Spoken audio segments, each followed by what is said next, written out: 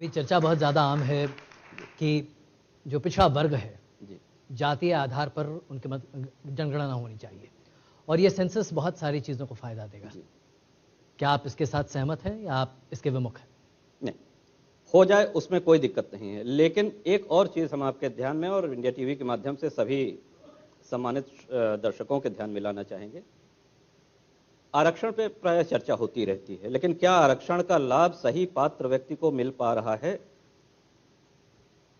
आदरणीय बाबा साहब ने जब आरक्षण का एक संरचना, एक कल्पना की थी, उनका उद्देश्य, उनका लक्ष्य ये था कि अंतिम पायदान पे खड़े हुए व्यक्ति को इसका लाभ मिले और वो शेष समाज के बराबर आकर के खड़ा हो सके। अब क्या होता है कि सिर्फ बिरादरी देखी जाती है। दलित आईएएस का बेटा वो आईएएस होता है, दलित आईपीएस का बेटा आईपीएस होता है, आमतौर पे ऐसा देखा जाता है।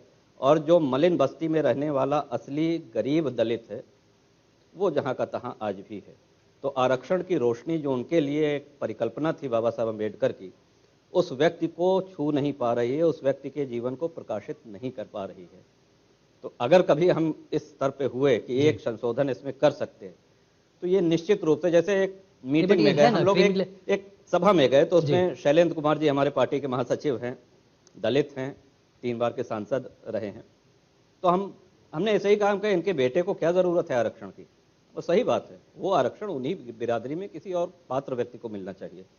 तो ये हमारा मानना रहा है कि आरक्षण के पीछे जो मूल भावना है वो है कि जो पिछड़े हैं, जो दलित हैं, जो वंचित हैं, उनको आप आगे ले आकर के और शेष समाज के समकक्ष ले आकर के खड़ा करें। और दुर्भाग्य से होता ये रहा है कि अफसरशाही इस पे पूरी तरीके से हावी है और इसका लाभ अफसरशाही के पुत्रों तक ही सीमित रह गया है अधिकांश। अभी जो क्रीमी लेयर का जो प्रोविजन बना हुआ है, ये भी एक तरह से वही है।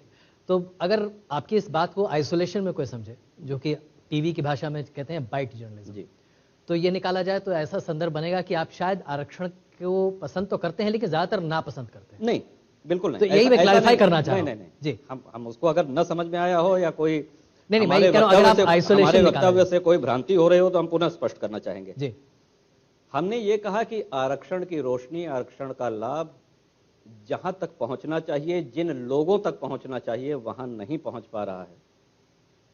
और अफसरशाही और उनके पुत्र या बड़े राजनेता या संपन्न व्यक्ति, मान लीजिए आप कोई दलित व्यक्ति आईएएस है, तो वो सक्षम है, वो अपने बेटे को पढ़ा सकता है, लिखा सकता है, विदेश तक भेज सकता है और भेजते भी हैं लोग।